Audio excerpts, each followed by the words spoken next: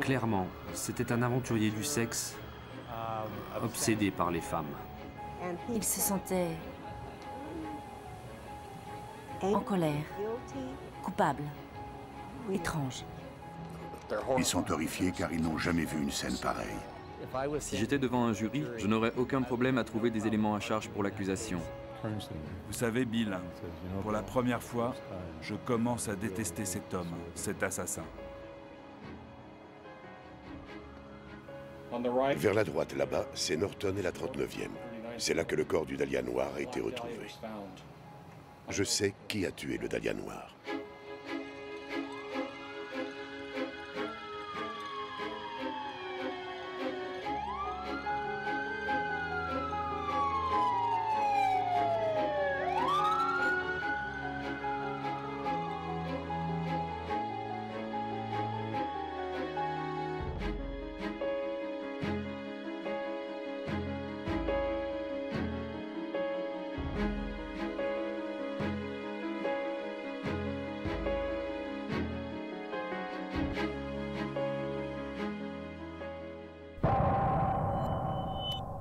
« 1947. Cela fait déjà 2 ans que les États-Unis sont sortis de la guerre comme la nation la plus puissante du monde. C'est Harry Truman, son président à l'époque, qui l'affirme. C'est l'Amérique triomphante du frigidaire, du Technicolor, des automobiles démesurées, du mur du son, des films noirs avec le couple Bogart-Bacall et du plan Marshall. Mais c'est aussi l'Amérique de l'argent facile, de la corruption de la police, notamment du LAPD, la police de Los Angeles. Un matin d'hiver 47, Elizabeth Short, 22 ans, starlette à la dérive, est retrouvée assassinée. Un journaliste va la surnommer le Dahlia noir à cause de sa chevelure couleur G. C'est l'un des crimes les plus abominables jamais commis en Amérique. Les journaux du pays tout entier suivent avec passion les soubresauts de l'enquête qui va mobiliser plus de 250 policiers. Des dizaines de suspects sont interrogés. Pourtant, on n'a jamais retrouvé le coupable de ce meurtre qui a effrayé et fait fantasmer l'Amérique. Dans son roman « Le Dahlia noir », James Ellroy tissait un impressionnant portrait du Hollywood des années 40 et imaginait la solution de ce crime. Aussi incroyable que fut la version d'Ellroy, elle allait être dépassée par la réalité. Je m'appelle Steve Odell, aujourd'hui à la retraite. Je suis un ancien du LAPD, département des homicides, où j'ai travaillé ici même à Hollywood pendant 24 ans. Ce soir, je vous emmène dans une incroyable aventure. Steve Odell entre au LAPD en 1963. Il fait d'abord 5 ans comme flic de patrouille dans les secteurs de Wilshire, Van Nuys et Hollywood. En 69, Steve Odell entre au bureau des inspecteurs. Il va atteindre la catégorie 3, la plus haute, en 83. Il termine chef des inspecteurs des homicides en 86. Durant sa brillante carrière au LAPD, Steve Odell suivra près de 300 dossiers de meurtre. Le lundi 17 mai 99, Steve Odell reçoit un appel. Il est 1h du matin. Il apprend que son père, le docteur George Odell, vient de mourir d'une crise cardiaque à San Francisco à l'âge de 92 ans. Se rendant sur place, il se remémore ce père qu'il a peu connu. Le jeune chroniqueur judiciaire, le chirurgien méticuleux, le psychiatre dominateur, enfin ce génie des affaires qui avait abandonné femme et enfants pour gagner l'Asie en 1950. Cet homme incroyable aux 4 vies successives, c'est George Hill Odell.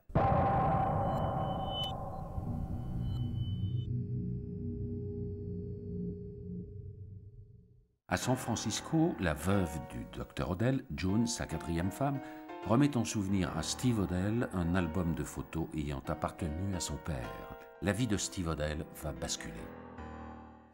J'ai regardé l'album. Je savais que je connaissais ce visage, mais je ne me souvenais pas où je l'avais vu. Une très jolie brune d'environ 22 ans. Je me suis retourné vers June, ma belle-mère, et je lui ai demandé « Pourquoi ce visage m'est-il tellement familier ?» Elle m'a répondu qu'elle ne savait pas, que ça devait être quelqu'un que mon père avait connu il y a longtemps. J'ai bien réfléchi, j'ai cherché profondément dans ma mémoire, et le nom Dahlia noir est apparu. J'ai reconnu le visage en forme de diamant, les cheveux foncés, le front haut. Je l'ai comparé à d'autres photos d'elle à l'époque, et j'ai découvert que c'était bien Elizabeth Short, le Dahlia noir. C'était vraiment troublant. Qu'est-ce qu'une photo d'Elizabeth Short faisait dans l'album de mon père?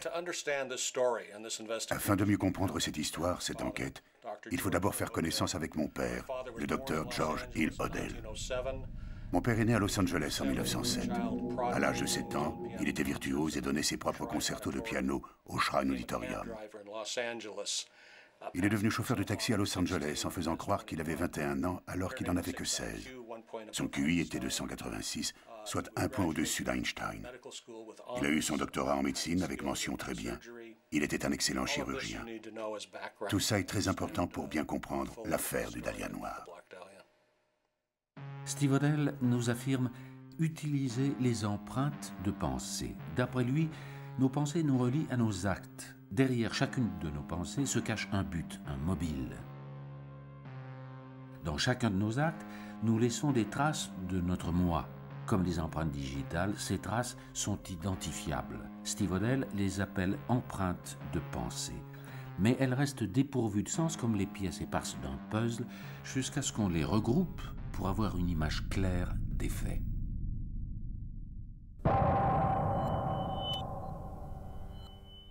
En 1945, le Dr Odell fait l'acquisition de la célèbre maison Sowden, construite par le fils du grand architecte Frank Lloyd Wright, dans Franklin Avenue, en plein cœur d'Hollywood.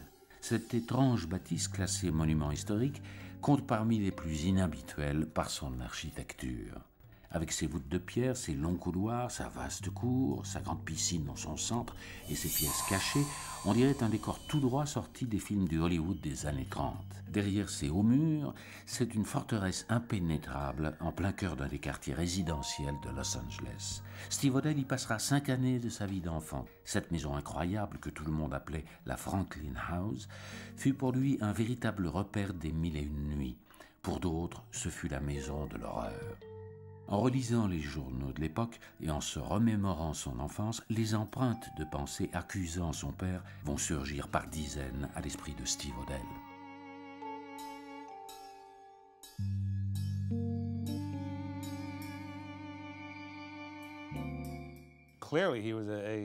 Clairement, c'était un aventurier du obsédé par les femmes.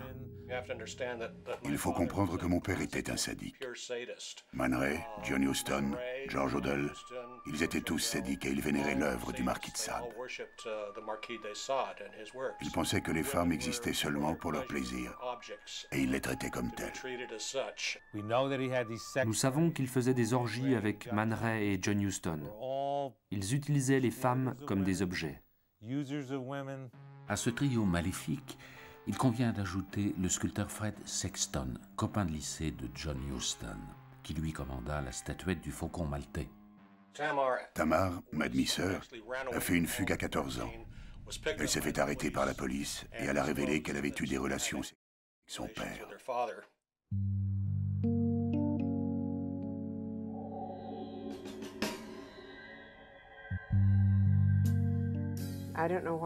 Je ne sais plus ce qui s'est passé, mais on m'avait retiré mes vêtements et Fred Sexton essayait d'avoir des rapports sexuels avec moi. Mon père était foudrage et il a jeté Fred hors de la chambre. J'étais sous le choc. Je ne peux pas vous expliquer comment ça s'est passé. Comme si ma conscience avait quitté mon corps pour un moment. Mais mon père a eu un rapport avec moi. Il se sentait en colère, coupable, étrange. Ensuite, j'ai quitté la chambre. Il était environ 5 heures du matin. Ça ne s'est jamais produit à nouveau. Et je suis tombée enceinte. Elle est tombée enceinte et mon père s'est chargé de la faire avorter. Il a tout arrangé. Quelques heures plus tard, quelqu'un frappe à la porte. C'était le LAPD qui arrêtait mon père pour inceste. Ça a fait la une de tous les journaux, et bien sûr mon père a eu le meilleur avocat de la ville, Jerry Gisler, qui était la star du barreau à l'époque. Le procès a duré 3 semaines et mon père a été acquitté. La raison est simple. Ils ont produit 12 témoins qui ont juré qu'il ne fallait pas croire Tamar. Ils affirmaient que la victime était une affabulatrice et qu'elle délirait. Le jury a cru cette version. Mon père a immédiatement quitté le pays, d'abord pour Hawaï et ensuite l'Asie pour 40 ans. Plus tard, on allait découvrir que les vraies raisons de son départ étaient beaucoup plus sombres. Tout était lié à l'affaire du Dahlia noir. Le viol de sa demi-sœur, ce fait divers sordide, devait contribuer à mettre Steve Odell sur les traces de la véritable personnalité de son père. Elizabeth Short. Elle est née le 29 juillet 1924. Fille de la côte Est, elle vient en Californie pour chercher l'amour, elle va y trouver la mort. En 1943, elle décroche un emploi sur une base militaire. Elizabeth tombe amoureuse d'un pilote des Flying Tigers, avec qui elle projette de se marier, mais ce dernier se tue en mission. Après un aller-retour dans le Massachusetts, on la retrouve en 1946 à Hollywood, où elle connaît plusieurs mois d'une vie dissolue. Le jour se lève le 15 janvier 1947. Une limousine traverse Los Angeles en direction de Norton et de la 39e. L'assassin va se débarrasser du corps de sa victime, Elizabeth Short.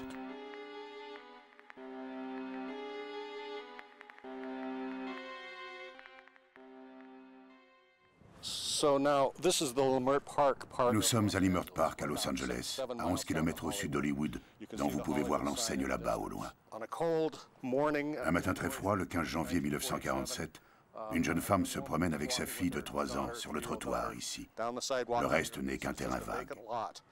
En regardant dans cette direction, elle voit quelque chose d'effrayant. Un corps nu, mutilé, allongé, les bras au-dessus de la tête, comme ça.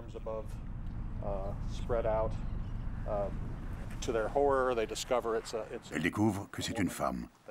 Alors elle court un peu plus loin et frappe chez quelqu'un pour appeler la police. Celle-ci arrive sur place. Ils trouvent le corps de cette femme et ils sont horrifiés car ils n'ont jamais vu une scène pareille. Une femme brutalisée, torturée, coupée en deux. À cet instant, l'enquête commence. 1 heure auparavant, des témoins un peu plus au nord disent avoir vu une voiture noire qu'ils décrivent comme une berline Sedan 1936 ou 1937, probablement une Ford, mais ils ne sont pas sûrs de la marque. La voiture était arrêtée ici, où le corps a été retrouvé, et 3 minutes plus tard, elle se dirigeait vers le nord. À environ 5 km au nord, juste à la moitié du chemin entre ici et notre maison, la Franklin House, on a retrouvé le sac et les chaussures de la victime. Donc, la voiture s'est arrêtée. L'assassin a laissé des preuves en évidence et s'est enfui. À cette époque, mon père possédait une Packard 1936, un modèle très similaire à la Ford. Donc tout colle, même en ce qui concerne la voiture.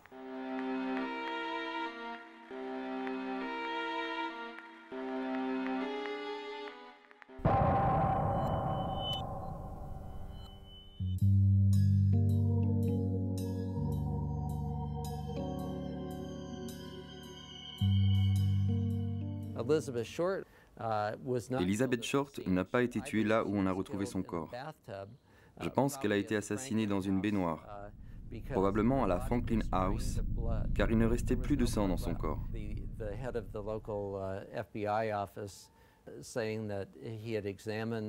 Les spécialistes du FBI avaient examiné la dépouille et ils avaient dit que c'était impossible que quelqu'un d'autre qu'un chirurgien ait pu découper son corps. La dissection était très propre.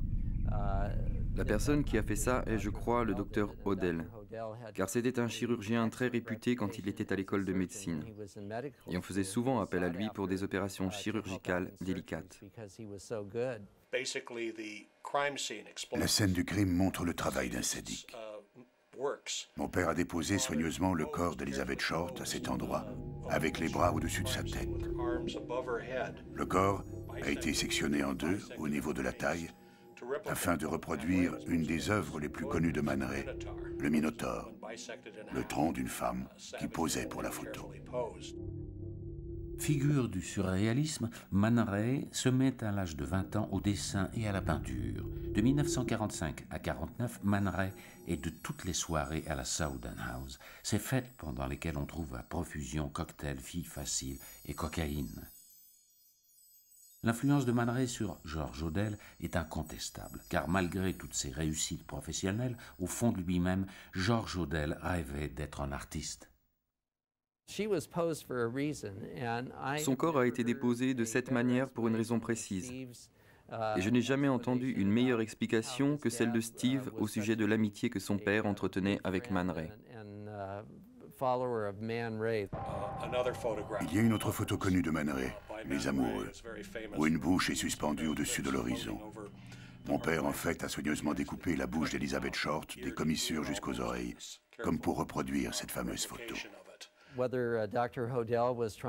Oui, je pense que c'est vrai. Le docteur Odell a voulu impressionner Man Ray en tuant Elizabeth Short et en déposant son corps ainsi, afin de ressembler à deux de ses œuvres. Oui, je crois que c'est vrai.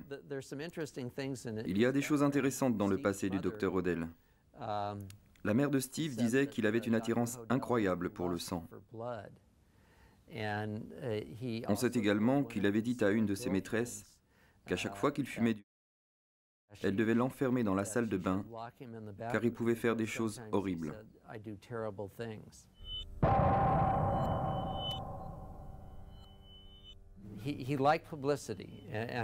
Le docteur Odell adorait la publicité. Il aimait le fait qu'il y ait des gros titres dans la presse autour de l'affaire du Dahlia noir. Mais après quelques semaines, les articles sont devenus plus rares. Alors, il a appelé le rédacteur en chef, M. Richardson, et il a dit qu'il pourrait lui donner un coup de main puisque le journal manquait d'informations.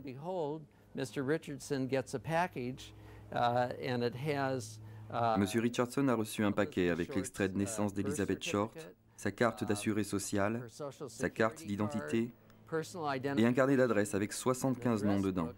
Il y avait une page arrachée pourtant. Après le meurtre, le docteur Odell a commencé à envoyer des cartes postales et des lettres anonymes à des journaux comme le Los Angeles Examiner ou Los Angeles Herald Express. Ça ressemblait à des manchettes, à des gros titres. Un professionnel de la presse aurait pu les écrire. Steve Odell a fait quelque chose de très intelligent en engageant Anna McFarland, une experte en graphologie, une personne qui ne savait rien de l'affaire. Il ne lui a jamais révélé qu'il s'agissait de l'affaire du Dahlia noir, ni que son père était le principal suspect. Cette personne a comparé des notes de mon père avec celles envoyées à la presse. Et le plus intéressant, c'est que des expertises graphologiques avaient été réalisées par deux autres experts de renom international en 1947. Ils ont découvert le même profil que les experts d'aujourd'hui. Un être très intelligent, sournois, qui se faisait passer pour un ignorant, mais qui était en fait quelqu'un d'extrêmement brillant. Quelqu'un de familier comme un enfant qui connaît l'écriture de son père ou un expert en graphologie est capable de percer cet artifice. L'experte a affirmé que 4 ou 5 de ces lettres anonymes avaient été écrites par la même personne, c'est-à-dire George Odell. Aucun autre expert en graphologie n'a déclaré que ces notes n'ont pas été écrites par George Odell. Ça fait 3 ans déjà, et personne n'a démenti ces faits. Beaucoup de pièces à conviction ont la même valeur juridique qu'elles avaient il y a 50 ans. Contrairement à ce qu'affirme Steve Odell, un certain nombre d'experts ne partagent pas ces conclusions graphologiques. Fin mars 1950, le docteur George Odell abandonne Situation femmes et enfants et quitte l'Amérique pour Hawaï, puis l'Asie. Il y bourlingue avant de se fixer à Manille, aux Philippines. Il ne devait plus remettre les pieds aux États-Unis pendant près d'un demi-siècle. Je pense que le docteur Odell a quitté le pays parce qu'il craignait le bureau du district attorney, du procureur. Nous savons maintenant qu'il était le suspect numéro 1 dans l'affaire du Dahlia noir. Le bureau du district attorney avait placé la Franklin House sous surveillance et l'avait mis sur écoute. En fait, la police était sur le point de l'arrêter pour ce crime. Rappelez-vous que le docteur Odell pensait que son téléphone était mis sur écoute, alors il faisait très attention quand il parlait dans le combiné. Mais il ne pouvait pas imaginer que la police avait caché des micros dans les murs et que toute sa maison était sur écoute. Le docteur Odell a déclaré une chose incroyable à un ami allemand. Ce n'était pas au téléphone. L'Allemand était présent dans une chambre chez M. Odell. Ce dernier a dit: supposons que j'ai tué le dahlia noir. Ils ne peuvent plus le prouver maintenant. Ils ne peuvent plus parler à ma secrétaire puisqu'elle est morte. Est-ce que vous pouvez imaginer un innocent faisant une déclaration pareille? Cette déclaration est celle d'un coupable. Dans un autre enregistrement, on entend une femme crier. On lui arrache le téléphone puisqu'elle a essayé d'appeler la police et en raccroche. Quelques minutes plus tard, elle est en train de crier et ensuite on entend des bruits de quelqu'un qui creuse un trou. Il ne faut pas être un génie pour comprendre qu'il se passait quelque chose de diabolique dans cette cave.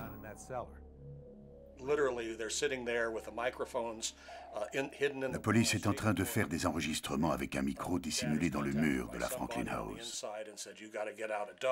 Une personne qui vient voir mon père lui dit de s'échapper. Il s'en va juste comme ça, il disparaît. Personne ne sait où il se trouve. Il y a des rumeurs qui disent qu'il pourrait être en Asie, ou peut-être au Mexique. Alors, la police enlève tous les micros, et les ordres sont clairs. L'affaire est close. Du haut en bas de l'échelle administrative, un seul mot règne sur le Los Angeles d'après-guerre: corruption. Il demeure beaucoup de questions comme: pourquoi le docteur Odell n'a-t-il pas été arrêté? Mon père était le responsable du département de santé du comté de Los Angeles, en charge du contrôle des maladies vénériennes. Il soignait donc toutes les hautes personnalités, ainsi que des membres du LAPD. Il avait beaucoup de relations et bien sûr, il connaissait des choses très délicates et il avait des dossiers sur des gens importants. En plus, il y avait un réseau d'avortements et les policiers du LAPD recevaient d'importantes sommes d'argent des docteurs qui voulaient protéger leur clinique.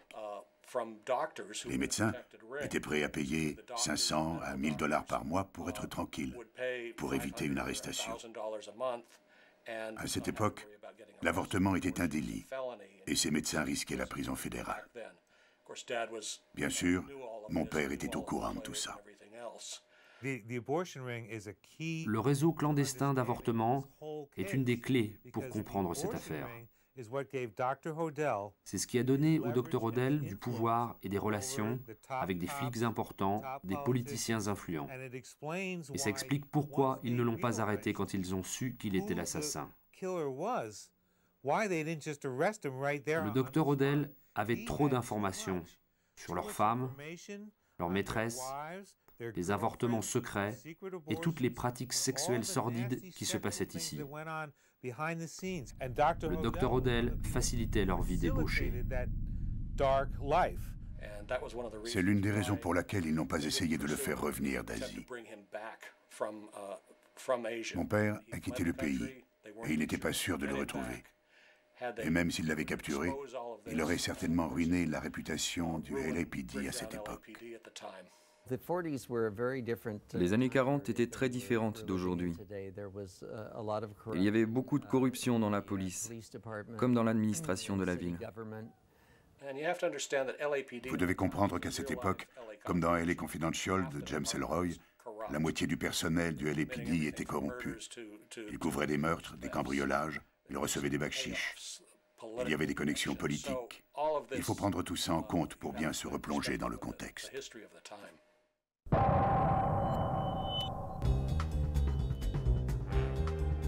Une fois encore, la réalité dépasse la fiction et la plume de James Ellroy semble planer sur cette terrifiante affaire.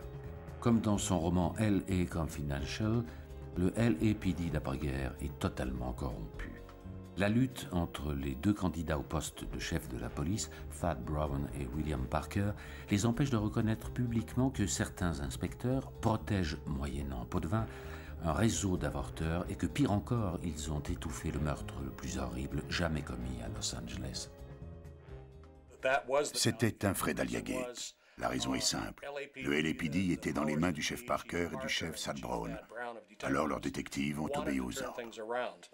Je pense qu'ils ont dissimulé des preuves et qu'aujourd'hui encore, c'est la raison pour laquelle le LAPD a du mal à parler de l'affaire.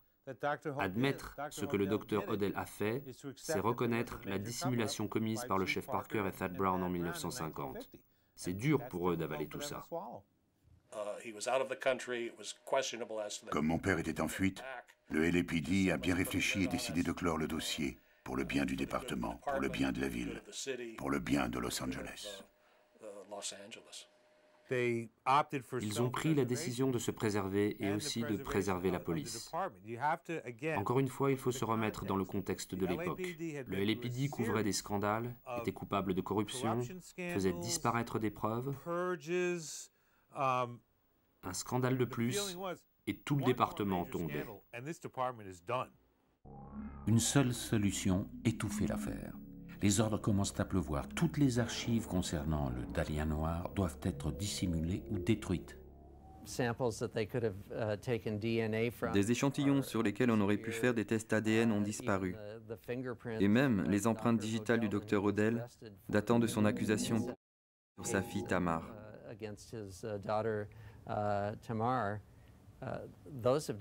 Il n'y a plus d'empreintes digitales à comparer avec celles qui ont été trouvées sur la scène du crime.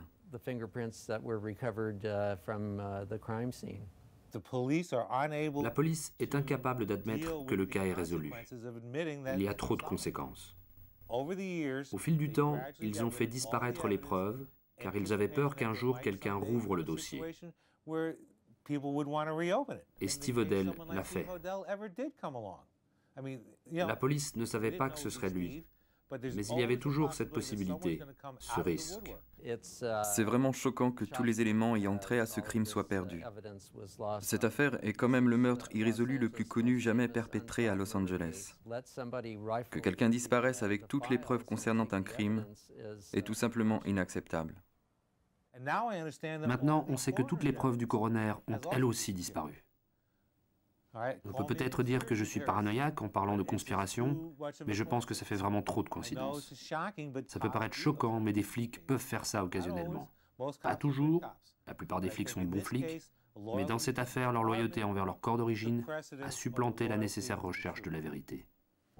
Selon Steve Odell, en faisant délibérément d'obstacles à la justice, les deux personnages les plus haut placés de la police de Los Angeles sont directement responsables. Ils ont laissé courir un assassin psychopathe dans la nature. Tout ça a été confirmé officiellement après la sortie de mon livre en avril 2003. La presse a demandé des réponses et tout ce que le LAPD a trouvé à dire, c'est que tous les éléments, tous les courriers envoyés par le meurtrier, toutes les preuves qui étaient enfermées dans le coffre, tout avait disparu. Il n'avait pas de réponse du comment et pourquoi. Tout s'est envolé. En fait, il n'y a plus rien. Plus d'archives secrètes, plus d'enregistrements. Même le rapport du coroner a disparu.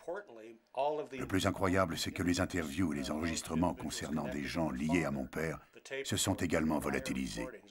Et ils n'ont aucune explication pour ça. Le LAPD n'a jamais reconnu l'existence de ces enregistrements avant la sortie du livre de Steve Odell. Ensuite, des journalistes du Los Angeles Times se sont rendus chez le procureur. Ils étaient présents quand on a ouvert le coffre-fort du district attorney et ils ont retrouvé certaines archives concernant le Dahlia noir qui était là, enfermé depuis 50 ans. Quand ils ont ouvert le coffre, une photo de mon père, George Odell, est tombée. Il y avait plus de 1000 pages de documents. Ce qu'on a trouvé, c'était l'incroyable confirmation de la véritable personnalité de George Odell et que c'était bien lui le suspect numéro 1 dans l'affaire du Dahlia noir pendant la période février-mars 1950, juste avant qu'il ne quitte le pays. Ici, nous avons une phrase tirée d'une discussion entre Sad Brown et le comédien Jack Webb, qui jouait le rôle du sergent Joe Friday dans la série télé Dragnet. Dans cette conversation, Sad Brown dit à Jack Webb que l'affaire du Dahlia noir est résolue et que le suspect est un médecin qui vit à Hollywood, dans Franklin Avenue. Je crois que Sad Brown avait trop envie d'être sur cette photo. Nous sommes sûrs qu'il savait que George Odell était le meurtrier du Dahlia noir. L'ironie du sort a fait que le fils du meurtrier s'est retrouvé par hasard dans son propre service. Et Sad Brown n'a pas pu résister. Il s'est débrouillé pour se faire prendre en photo avec lui. 50 ans plus tard, nous avons aujourd'hui la preuve que Steve Odell n'était pas en train de chercher au hasard dans le noir. Ce n'est pas un homme qui cherche des choses pour se venger de son père. Tout a été confirmé. Ils ont mis Franklin House sur écoute pendant 40 jours. Ils avaient 18 détectives, 7 jours sur 7, qui surveillaient la maison. Ils étaient sur le point de l'arrêter quand il s'est échappé à la fin mars 1950.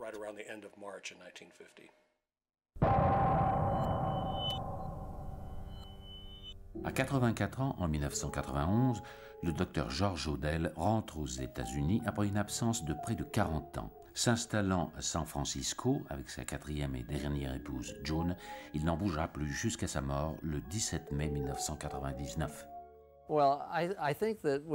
À l'époque, quand il est rentré aux États-Unis pour vivre à San Francisco, plus personne ne s'occupait de l'affaire du Dahlia noir. En tout cas, personne du LAPD.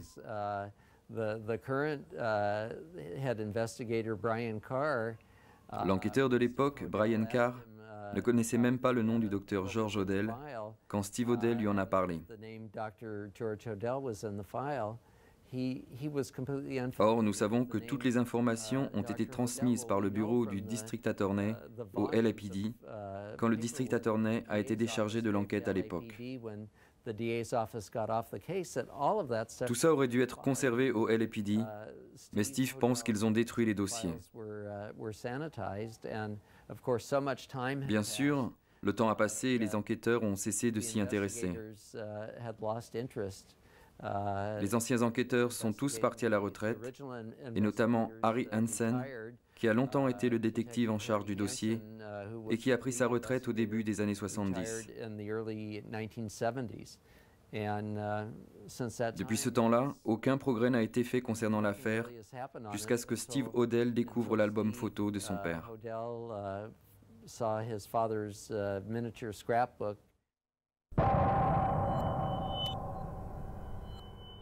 Après-guerre, le terme de serial killer n'existe pas encore, et les procédures d'enquête de la police ne prévoient pas le recoupement des méthodes des tueurs en série. Et pourtant, le 10 février 1947, quelques semaines après l'assassinat du Dahlia noir, on découvre le corps nu de Jean French.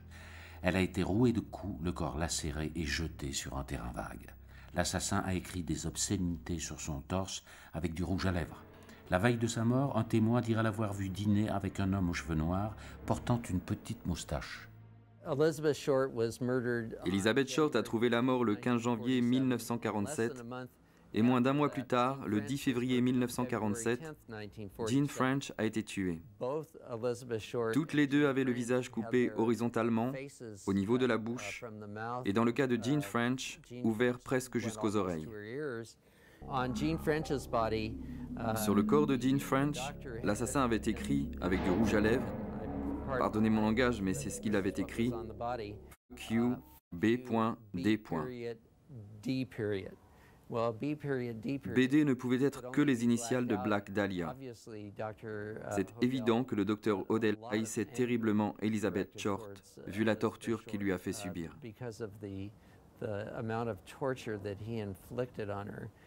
Il n'y a aucune raison logique pour expliquer ce type de meurtre. Je pense qu'elle est tombée dans un piège, comme ça. Je ne sais pas pourquoi. En tuant Jean French, il exprimait encore toute sa haine envers Elizabeth Short. Je crois qu'Elizabeth Short l'a repoussé et le docteur n'était pas le genre d'homme à accepter un non comme réponse.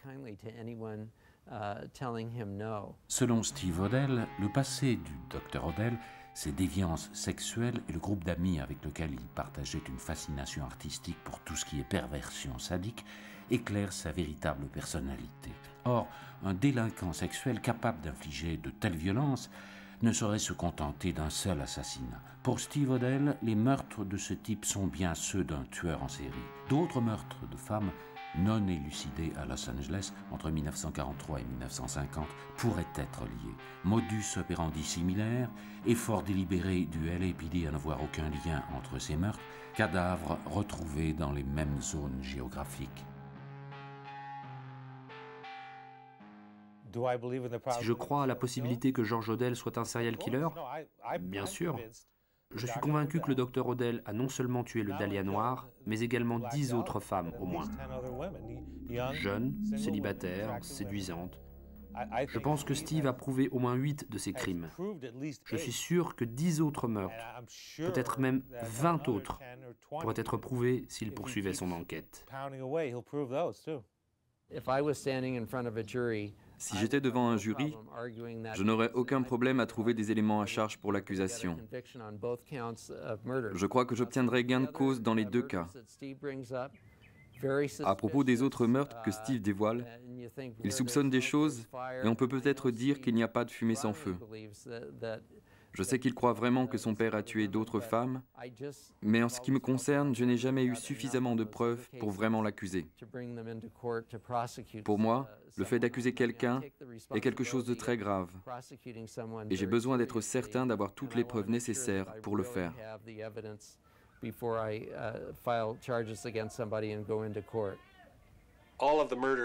Tous les meurtres ont pris fin quand il est parti en 1950.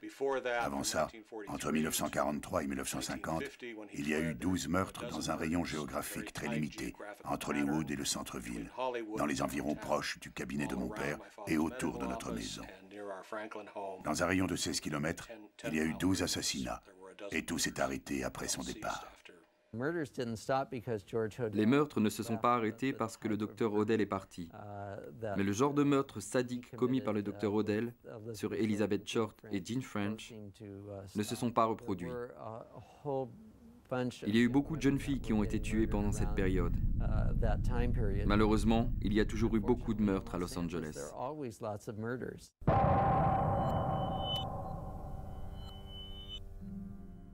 Dans la nouvelle édition de son livre, Steve Odell dit apporter de nouvelles preuves à la culpabilité de son père.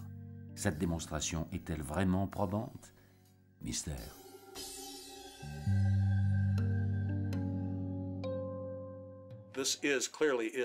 Cette femme est sans aucun doute possible Elizabeth Short. Plusieurs personnes ont affirmé que ce n'était pas elle, mais elles se sont trompées. Mon ami James Ellroy ne croit pas que c'est la même femme, mais il dit que ça n'a pas vraiment d'importance, que ça m'a permis de commencer cette enquête. Voilà l'une des preuves les plus troublantes que j'ai pu découvrir. Grâce au zoom sur la partie supérieure du torse, nous voyons un objet, là où il y a la flèche. Et il me semble que c'est une montre-bracelet d'homme. Cette deuxième photo a été prise quelques heures plus tard dans le bureau du coroner. Et quand on regarde au même endroit que sur la première photo, l'objet n'est plus là.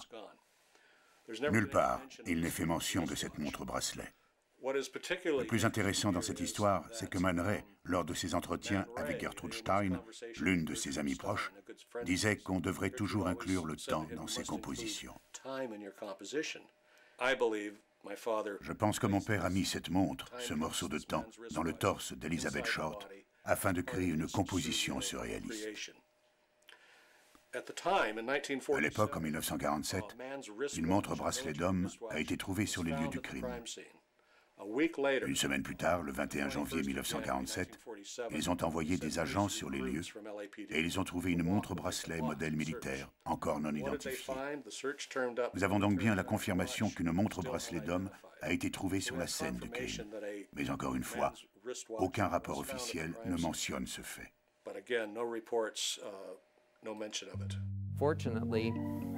Heureusement, nous avons Steve Odell qui était non seulement un bon enquêteur du temps où il était au LAPD, mais qui a été l'un des meilleurs inspecteurs puisqu'il a travaillé sur plus de 300 cas de meurtre. J'ai collaboré avec lui et je connais la qualité de son travail. S'il était sur une affaire et qu'il n'avait pas suffisamment de preuves, il vous le dirait tout de suite.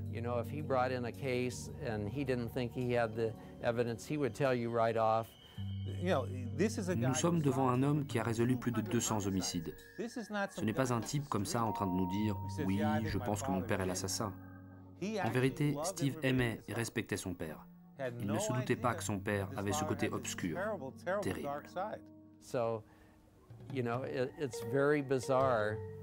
C'est incroyable que le destin puisse faire une chose pareille.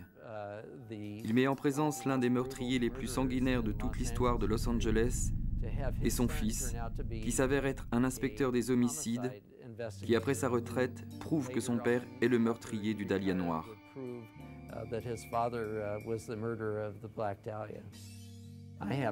Je n'ai aucun doute sur le fait que le docteur Odell ait tué successivement Elizabeth Short et Jean French.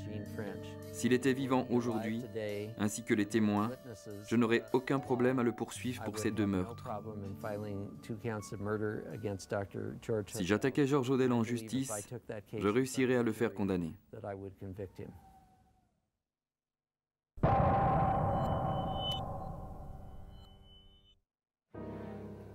Là-bas, en face, avec les lumières, c'est El Monte.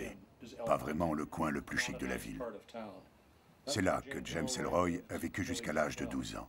C'est aussi là-bas que sa mère a été retrouvée sauvagement assassinée le samedi 21 juin 1958. Elle a été étranglée. Le 22 juin 58, au petit matin, un tapis de lierre au bord d'une rue déserte, près d'un terrain de sport d'El Monte, quartier minable et crasseux de Los Angeles. Le corps de Geneva Hilliker Ellroy est retrouvé abandonné. Elle a été étranglée. C'est la mère de James Ellroy. Le meurtre ne sera jamais élucidé. C'est une belle rouquine divorcée ayant la garde de son petit garçon. Elle cherchait pour lui la sécurité tout en aimant les hommes, l'alcool et les bars. L'événement marquera à jamais James. À l'époque, il n'a que 10 ans.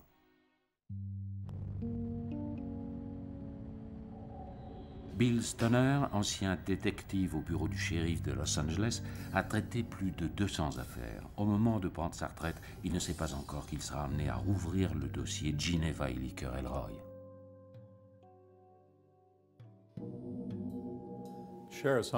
Bureau du shérif, section homicide. Je suis le détective Bill Stoner et j'aimerais savoir où vous étiez la nuit du 15 juin 1958. Je sais que vous sortiez avec une femme nommée Geneva Ellroy. Tout a commencé en 1994. J'étais sur le point de prendre ma retraite du bureau du shérif où j'avais passé 32 ans, dont 15 ans en tant qu'inspecteur des homicides. Les 7 dernières années, j'avais été responsable de la section des crimes non résolus. 3 ou 4 semaines à peu près avant ma retraite, j'ai reçu un coup de fil de James Ellroy. Je ne savais pas qui il était, je n'avais jamais entendu parler de lui. En tant qu'inspecteur des homicides, je n'ai pas l'habitude de lire des polars. Je suis suffisamment là-dedans dans mon travail, alors je ne vais pas vivre ça le soir chez moi en plus. James Ellroy, figure emblématique du roman noir américain, poursuit dans son œuvre 2 ombres. Celle de sa mère, Geneva Hilliker Ellroy, et celle d'Elizabeth Short, l'héroïne de son livre Le Dahlia noir. Elizabeth Short a été à la fois la muse et l'ange noir de son œuvre.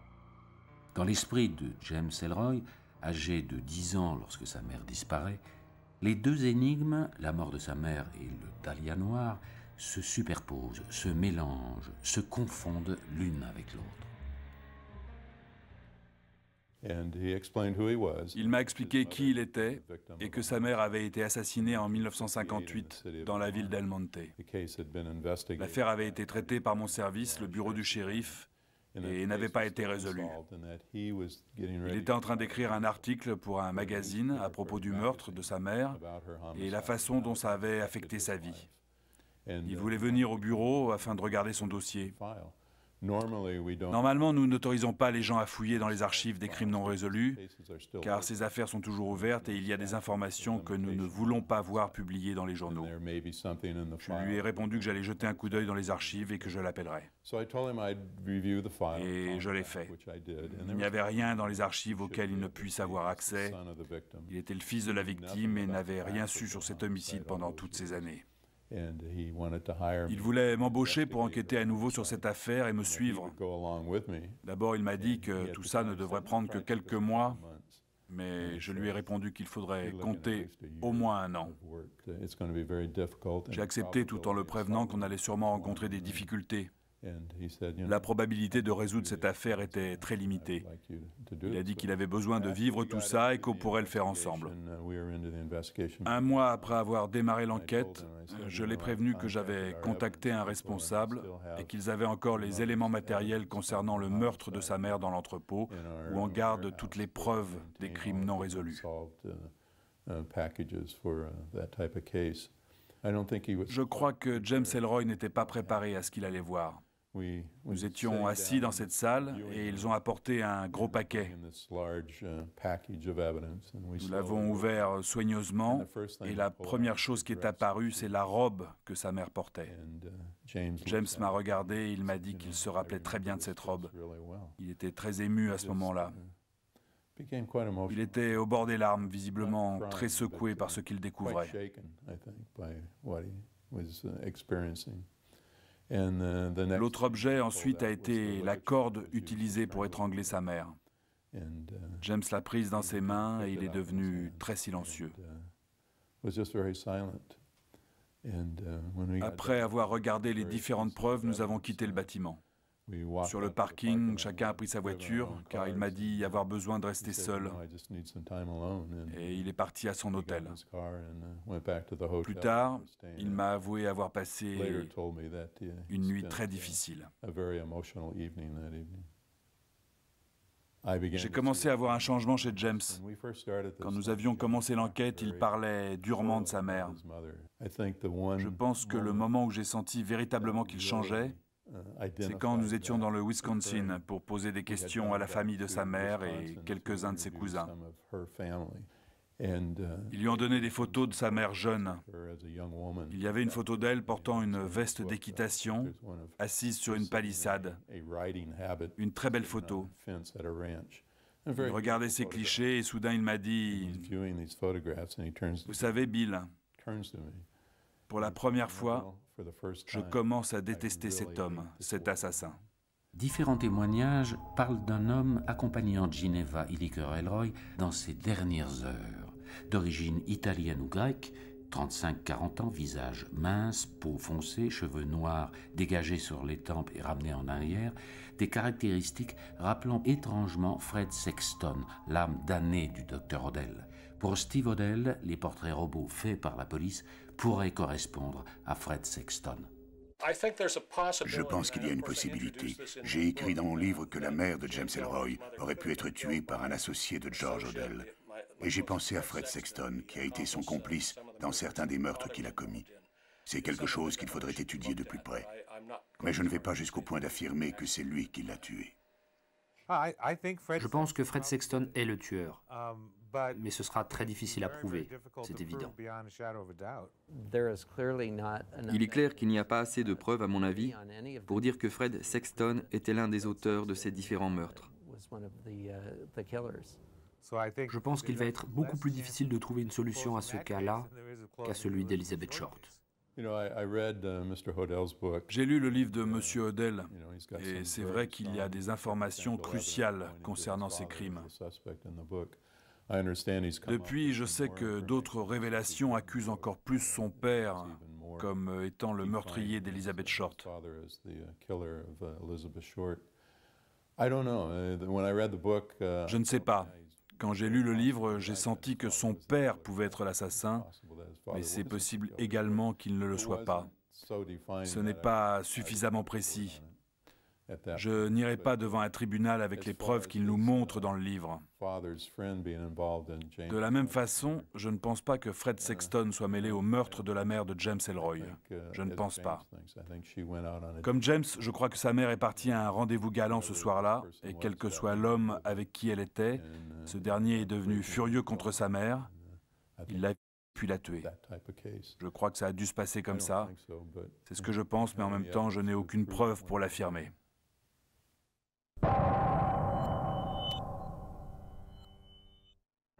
Seul son statut légendaire a permis à l'affaire du Dahlia noir de ne pas être close après toutes ces années. Aujourd'hui, les tueurs fatiguent James Ellroy. Le rapport entre création et violence est une image fausse pour lui. L'esthétique du serial killer l'ennuie. Il l'avait dit, Après le Dahlia noir, Ma part d'ombre est le dernier bouquin que j'écris sur le crime à Los Angeles. Après avoir affronté sa mère et l'avoir retrouvée, il publie une trilogie sur l'Amérique. James Ellroy vient de refermer son côté noir, sa part d'ombre. Que penser de Steve Odell? Est-ce un flic à la retraite s'improvisant écrivain? Un businessman suffisamment avisé pour embarquer le Los Angeles Times dans son aventure littéraire, lui permettant de vendre 450 000 livres? Ou est-ce un homme toujours à la recherche de ce père qu'il a abandonné enfant et s'offrant une psychanalyse publique? Ellroy, Odell, deux hommes fouillant le passé de leurs parents. L'un réhabilitera sa mère, l'autre découvrira un monstre. Le Dahlia noir, entre tragédie oedipienne et polar sanglant, dépasse en noirceur la plus terrifiante des fictions. Cette affaire, en devenant un mythe, a définitivement échappé au code qui sépare l'imaginaire de la réalité.